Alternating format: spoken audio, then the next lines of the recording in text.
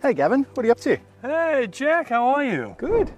Look, I've spent the day, we're here in Iceland, on this volcano. I spent the day seeing natural wonders and killer whales, porpoises, dolphins. It's been amazing. And I was just thinking about the origins of it and, all the things I've learned today, where they came from and the history and how true they really are.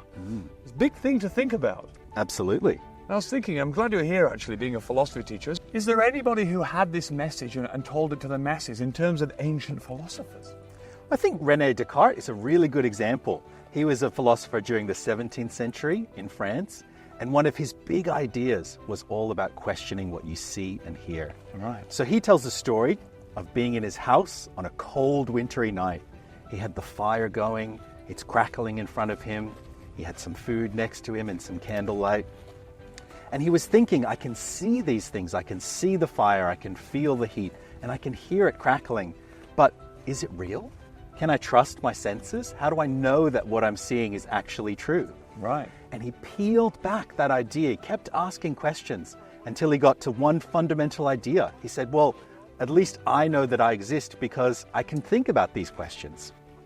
And so he took that example to a classroom full of students, and he said, I want you to question everything. He told those students to look around their environment and ask, how do you know that that's a tree? How do you know that that's an apple? And using that method of questioning, students were able to peel back some assumptions that they had, were able to peel back some misconceptions or opinions that they had, and this method of questioning became a really central idea in philosophy. Wow, I love that. I think, therefore I am. And for the children at home, we could easily tell you we're on the moon. I mean, it looks like the moon.